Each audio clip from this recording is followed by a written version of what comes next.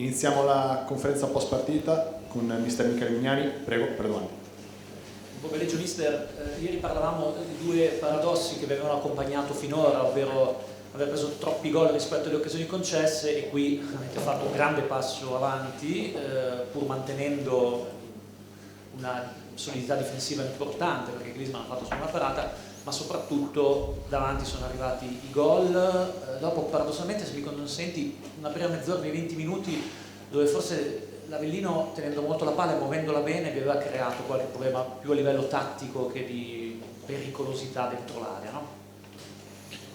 Sì, i primi 20-25 minuti abbiamo fatto un po' di fatica nella lettura tattica, perché Insigne era quel giocatore che ci toglieva un po' i riferimenti e non siamo stati bravi ad andarlo a prendere, o con una scalata o direttamente. Però è anche vero che abbassandoci un pochino abbiamo concesso palleggio, ma abbiamo concesso magari poche occasioni o ci siamo presi pochi rischi. Poi la squadra secondo me è cresciuta e gli episodi come sempre determinano e cambiano l'inerzia della partita, però oggi sotto certi aspetti abbiamo fatto una partita dove, quando c'è stato da sporcarsi, come avevo chiesto ai ragazzi, ci siamo sporcati, ci siamo abbassati, abbiamo tra virgolette sofferto quei minuti il loro palleggio e poi siamo cresciuti e la partita è stata giocata sempre in equilibrio. Però poi la differenza, come è successo a Bari, è che noi abbiamo fatto gol e l'Avellino no. Mister, in quei minuti concitati fra l'autopalo di Rigione, il quasi cross di Ciervo e poi il rigore di Spendi, c'è stata un po' di confusione. Ci può spiegare un po' cosa è successo? Una confusione in che senso? Cioè, io personalmente non ho capito, perché il commentatore ha detto che Rigione ha tirato Zuzzaro, Blesa si è lamentato invece su un altro contatto, Spendi anche, ho visto che... Mi chiedi se era rigore? No, rigore, sembrava rigore. No? Non capisco la domanda. Cos'è successo? Perché Rigione ha tirato Giuzzaro, Blesa si lamentava, Spendi l'ho visto lamentarsi, chiedevo o c'è una frizione magari fra i due attaccanti. No, io ho premesso che non mi sono accorto di niente, però Spendi e Blesa sono i due rigoristi e non si capiva se Spendi era fuori dal campo, dovesse stare fuori dal campo perché sono entrati i sanitari, e allora se Spendi fosse stato fuori avrebbe calciato Blesa e viceversa. Probabilmente poi è passato un momento in cui si sono dovuti spiegare, ma le frizioni mi sembra eccessivo, non lo so, io li vedo tutti i giorni, non vedo frizioni. Mister, guardando i numeri dicono possesso palla 63% Avellino, 37% Cesena. Come tecnico come giudichi questi numeri che non hanno nessun riscontro sul terreno di gioco? Ecco. Che l'Avellino nei primi 20 minuti sicuramente ha tenuto più la palla di noi e nel secondo tempo ha tenuto più la palla di noi, perché noi abbiamo pensato di abbassarci e di concedergli un po' di palleggio basso, però quando una squadra tiene possesso palla nella sua metà campo o all'inizio della nostra metà campo ed è comunque lontano alla porta, fondamentalmente a noi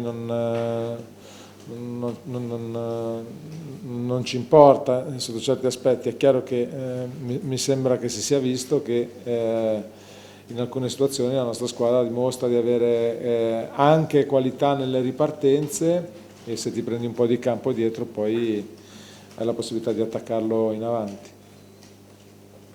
Buonasera mister, ti chiedo se questa prova unita ad altre ti fa ritenere la squadra matura per qualunque tipo di obiettivo, con tutta onestà. Ma con tutta onestà, chi mi conosce sa che io mi godrò la prossima settimana dove non giocheremo e poi mi ributterò col pensiero sulla partita prossima. Il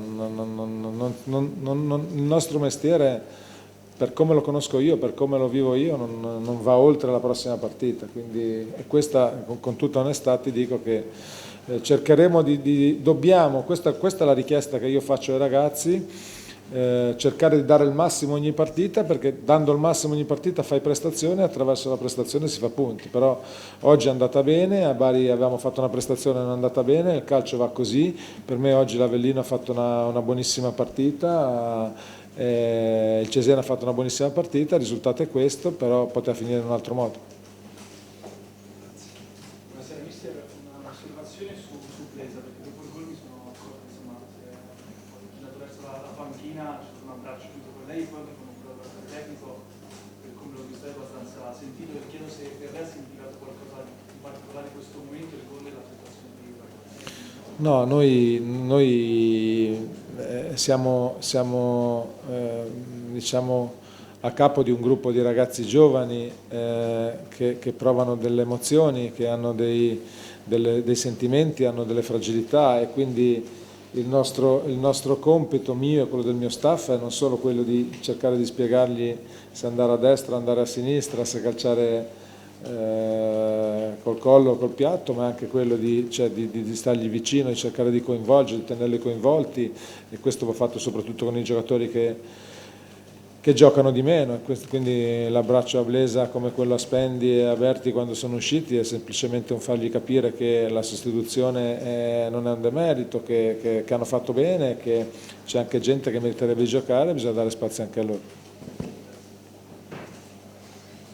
Però penso che non aver preso gol ti abbia soddisfatto, credo tanto, no? Perché era un po' la cosa che si cercava al di là dei risultati, diciamo. No? Sì, però ti ripeto, cioè, dal mio punto di vista oggi ci siamo presi più rischi che a Bari, e oggi non abbiamo preso gol e a Bari l'abbiamo preso, quindi è chiaro che l'allenatore vorrebbe vincere, e già non è facile, vincere e vincere con più gol di scarto non è facile, è difficilissimo, e vincere e non prendere gol è vero, però io vado a guardare il lavoro in fase difensiva, lo spirito di sacrificio da parte della squadra. Alla fine c'erano 11 ragazzi che combattevano per mantenere la porta inviolata con lo stesso obiettivo, mettendosi a disposizione della squadra, a partire dai due attaccanti che hanno finito la partita come Olivieri e Diao, e questo è quello che più importa. Poi è chiaro che la felicità di non aver preso gol è